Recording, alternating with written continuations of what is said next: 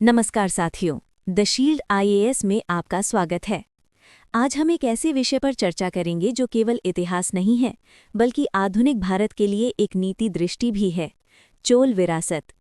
हाल ही में भारत के प्रधानमंत्री नरेंद्र मोदी ने तमिलनाडु के ऐतिहासिक स्थल गंगईकोंड चोलपुरम में आदि तिरुवाथिरई उत्सव में भाग लिया। इस अवसर पर कुछ महत्वपूर्ण बातें कहीं और निर्णय लिए गए। हालिया प्रमुख घोषणाएं। राजराज चोल और राजेंद्र चोल प्रथम की प्रतिमाएं स्थापित की जाएंगी। राजेंद्र चोल प्रथम की स्मृति में स्मारक सिक्का जारी किया गया। चोल विरासत को राष्ट्रीय चेतना से जोड़ने पर बल दिया गया। 2014 से अब तक 600 प्राचीन कलाकृतियां विदेशों से वापस लाई गई हैं, जिनमें 36 तमिलनाडु से संबंधित हैं। ये केवल सांस्कृतिक सम्मान नहीं, बल्कि सभ्यतागत पुनर्जागरण यानी सिविलाइजेशनल रिवाइवल का संकेत है। आदि तिरुवाथिरई उत्सव क्या है? ये तमिल शैव परंपरा का एक महत्वपूर्ण पर्व है। ये 663 नयनार संत कवियों की भक्ति परंपरा से जुड़ा है, जिन्होंने शिव भक्ति को जन जन तक पहुंचाया। इस वर्ष ये उत्सव विशेष इसलिए था क्योंकि ये राजेंद्र चोल के जन्म नक्षत्र तिरुवाथिरई यानी आर्द्रा से जुड़ा है। यूपीएससी के लिए दक्षिण भारत का भक्ति आंदोलन, शैव परंपरा, सांस्कृतिक निरंतरता। चोल साम्राज्य की ऐतिहासिक पृष्ठभूमि। चोल प्रारंभिक तमिलकम के 3 प्रमुख राजवंशों में से एक थे, चेर, चोल और पांड्य। इन्हें संगम साहित्य में मूवेंदर कहा गया है। इनका उल्लेख महान मौर्य सम्राट अशोक के शिलालेखों में भी मिलता है। 9वीं शताब्दी में विजयालय चोल ने पुनरुत्थान किया। संभवतः वे पल्लवों के अधीन सामंत थे। प्रमुख चोल शासक और उनके योगदान। विजयालय चोल 848 से 887 ईस्वी। साम्राज्यवादी चोल वंश के संस्थापक। पांड्य पल्लव संघर्ष का लाभ उठाया। तंजावुर पर अधिकार। देवी निशुंभ सुदिनी मंदिर का निर्माण। तंजावुर के शहरी पुनर्निर्माण की शुरुआत। राजराज प्रथम 985 से 1014 ईस्वी। इन्हें आप संगठित साम्राज्य निर्माता कह सकते हैं। मुख्य उपलब्धियां। शक्तिशाली नौसेना का निर्माण, श्रीलंका, मालदीव और पश्चिमी तटीय क्षेत्रों पर विजय, विजित क्षेत्रों में उपराज्यपाल नियुक्त, चोल पांड्य नाडु, चोल लंकेश्वर श्रीलंका, चोल गंगा कर्नाटक, तंजावुर में भव्य बृहदेश्वर मंदिर का निर्माण। ध्यान रखें, ये मंदिर केवल धार्मिक स्थल नहीं था, ये प्रशासन, अर्थव्यवस्था और संस्कृति का केंद्र था। जावा में बौद्ध विहार निर्माण में सहायता, सांस्कृतिक कूटनीति का उदाहरण। राजेंद्र प्रथम 1014 से 1044 ईस्वी। इनके समय में चोल साम्राज्य अपने चरम पर था। साम्राज्य को तुंगभद्रा नदी तक विस्तारित किया। उत्तर भारत में गंगा नदी तक अभियान। गंगईकोंड की उपाधि धारण की। नई राजधानी बसाई, गंगईकोंड चोलपुरम। समुद्री शक्ति।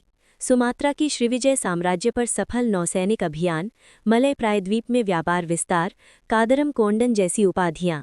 ये भारत की प्रारंभिक ब्लू वाटर नेवी रणनीति का प्रमाण है। कुलोतुंग प्रथम 1070 से 1122 ईस्वी। वेंगी के पूर्वी चालुक्यों का चोलों से एकीकरण, भूमि सर्वेक्षण और राजस्व सुधार, धार्मिक सहिष्णुता, शैव होते हुए भी नागापट्टिनम में बौद्ध विहार संरक्षण। होयसलों और पांड्यों के आक्रमणों से संघर्ष, पतन की शुरुआत। चोल विरासत आधुनिक भारत के लिए मॉडल।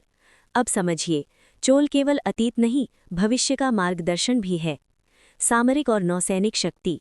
राजराज और राजेंद्र की नौसेना ने भारत को समुद्री शक्ति बनाया। आज के संदर्भ में हिंद महासागर रणनीति, इंडो पैसिफिक नीति। चोलों ने समुद्री व्यापार और सुरक्षा दोनों को संतुलित किया। प्रशासनिक उत्कृष्टता, कुडवोलय प्रणाली। गांव स्तर पर प्रतिनिधि चयन की व्यवस्था। योग्य व्यक्तियों के नाम ताड़पत्र पर लिखे जाते, घड़े में डाले जाते और पारदर्शी चयन होता। ये प्रारंभिक लोकतांत्रिक प्रणाली थी। आज के पंचायती राज की ऐतिहासिक जड़ें यहाँ मिलती हैं। जल प्रबंधन। चोलों ने विशाल जलाशय और सिंचाई प्रणाली विकसित की, जैसे चोल गंगम झील। उन्होंने समझा था, जल संरक्षण बराबर कृषि समृद्धि बराबर आर्थिक स्थिरता। आज के जल संकट के समाधान में ये मॉडल प्रासंगिक है। सांस्कृतिक कूटनीति और एकता। भारत का प्रभाव दक्षिण पूर्व एशिया तक पहुंचा। इसके प्रमाण हैं अंकोर वाट, बोरोबुदूर। ये बताता है कि भारत केवल सैन्य शक्ति से नहीं, संस्कृति और व्यापार से भी जुड़ा था। 5.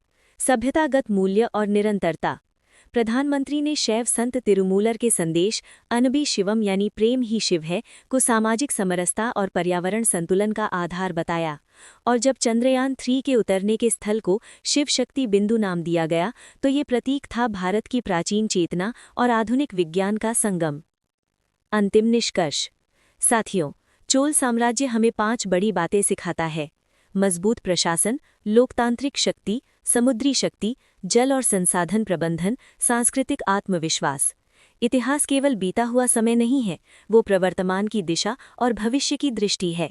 अगर आधुनिक भारत को आत्मनिर्भर, शक्तिशाली और सांस्कृतिक रूप से आत्मविश्वासी बनना है तो चोल मॉडल से बहुत कुछ सीखा जा सकता है। अगर आपको ये विश्लेषण उपयोगी लगा हो तो इस वीडियो को लाइक करें, शेयर करें और चैनल को सब्सक्राइब करें ताकि यूपीएससी से जुड़े ऐसे गहन विश्लेषण आपको लगातार मिलते रहें। जय हिंद।